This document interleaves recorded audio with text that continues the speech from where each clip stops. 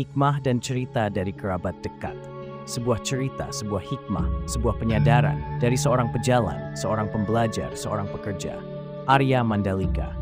Rekan-rekan semua yang saya hormati dan saya banggakan, bertemu lagi dengan saya seorang pejalan untuk memberikan sebuah kabar baik. Kali ini saya akan membagi sebuah cerita dan hikmah tentang 3 bulan menuju target. Ketika waktu dipangkas, tapi komitmen dilipat gandakan.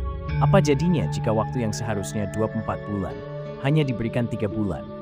Apa jadinya jika pekerjaan yang normalnya dipersiapkan 700 hari harus dituntaskan hanya dalam 90 hari? Teman-teman insan proyek migas, proyek bukanlah tentang mimpi yang mudah diwujudkan. Ia adalah tentang menghadapi kenyataan yang seringkali tak ideal, tak sempurna, dan sangat mendesak. Seperti yang kami alami sekarang di PHEONWJ, sebuah pipeline tua bernama BG-BC, pipa andalan yang setiap harinya mengalirkan lebih dari 2.000 barel minyak, mengalami kebocoran berulang. Bulan Juli, September hingga Oktober 2025, bukan 1 atau 2 titik, tapi 6 kali kebocoran. Klaim sudah dipasang, uji servis sudah dilakukan, tapi tetap bocor lagi dan lagi. Pipa ini telah kehilangan kekuatannya. Ketebalan dindingnya menyusut hingga 70% dari kondisi awal. Satu-satunya cara, ganti penuh. Total. Sekarang juga. Dan disinilah tantangannya. Biasanya pekerjaan seperti ini, penggantian total pipa bawah laut plus modifikasi fasilitas topside, butuh waktu 2 tahun. Harus desain ulang, cek hidrolik, inventaris material, koordinasi dengan SKK migas, izin instansi dan stakeholder. Tapi sekarang semuanya hanya diberi waktu 3 bulan. Waktu tidak menunggu. Produksi terus hilang, 2.700 barrel oil tiap hari.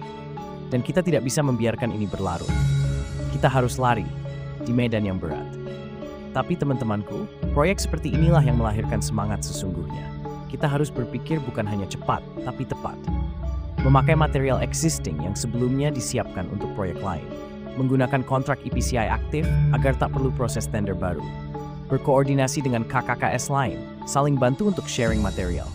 Menyatukan fungsi engineering, SCM, legal, perizinan, SSI, dan kontraktor dalam satu nafas. Otobosor, on time, on budget, on scope, on revenue. Saya teringat pada kasus serupa di Nigeria tahun 2020. Sebuah pipa ekspor bocor parah dan waktu shutdown hanya 45 hari. Tim di sana bekerja siang malam, menyatukan vendor global, menggunakan modul prefab, dan menyelam 24 jam non-stop. Proyek selesai, produksi kembali, kepercayaan meningkat. Karena semua bekerja bukan demi KPI, tapi demi komitmen. Dan kini, giliran kita. Kita tak punya 24 bulan, tapi kita punya keyakinan. Kita punya semangat. Kita punya tekad. Karena proyek besar bukan soal panjang waktu yang kita punya, tapi seberapa dalam niat yang kita bawa. Saya Arya Mandalika. Untuk semua insan proyek di ladang-ladang minyak Indonesia, ingatlah, keadaan mendesak bukan alasan untuk menyerah, tapi panggilan untuk bersatu. Mari kita buktikan bahwa 3 bulan pun cukup, asal kita kerja sebagai satu tubuh. Saya mengajak semua insan proyek migas dimanapun berada, untuk tidak gentar saat dihadapkan pada tantangan besar dalam waktu sempit.